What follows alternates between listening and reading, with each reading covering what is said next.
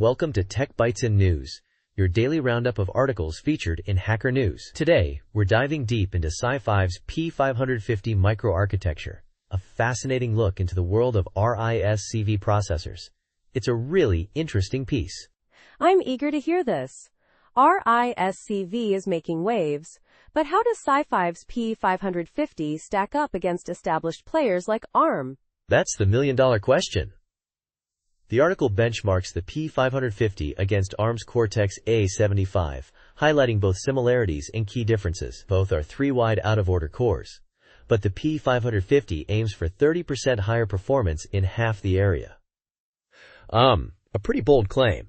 Interesting. So what are the architectural details that contribute to this claimed performance advantage? Well, the P550 boasts a 13-stage pipeline versus the A75's 11 to 13-stage pipeline. It also features a 9.1 KB branch history table for branch prediction, which, while not as extensive as high-performance cores, shows reasonable pattern recognition.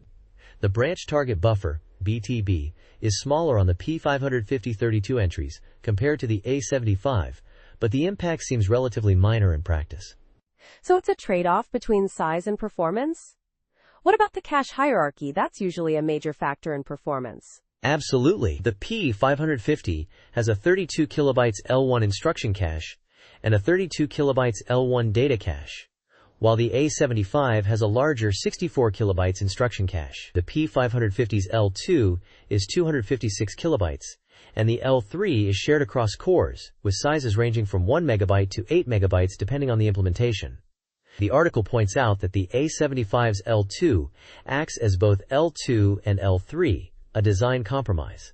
The P550's L3 latency is higher, but the bandwidth is adequate for its target workload. Interesting. What about the out-of-order execution engine itself? How does it compare? The P550 has slightly higher reordering capacity than the A75, but the A75 benefits from out-of-order retirement, allowing it to handle certain stalls more efficiently. Both are significantly smaller than those in high-end cores from Intel and AMD, more akin to older Intel designs. The execution resources are optimized for low power and area, with the P550 having a more flexible integer port setup and more scheduling capacity. And what about floating point performance? That's often a bottleneck in many applications. Both have 2 FP ports, but the P550 uses FMA units for adds, multiplies, and FMAs, resulting in a 4-cycle latency for all three. The A75 has a 3-cycle latency for adds and multiplies, but a 5-cycle latency for FMAs. However, the A75 supports vector execution, giving it a significant advantage in certain workloads. The scheduler entries are also comparable, with the A75 having slightly more. The article mentions some surprising results regarding unaligned memory accesses. Can you elaborate on that?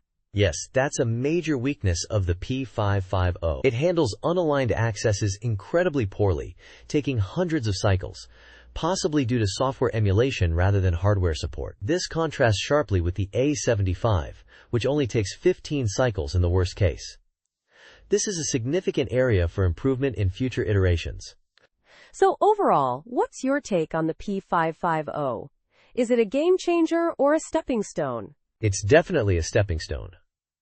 While it demonstrates SiFive's progress in building competitive out-of-order cores, it's not without its flaws. The low clock speed, poor unaligned access handling, and lack of vector support are significant limitations. However, the fact that SiFive has achieved a reasonably well-balanced out-of-order design is a huge accomplishment, especially considering the relative youth of RISC-V and SiFive themselves. It's a solid foundation for future improvements.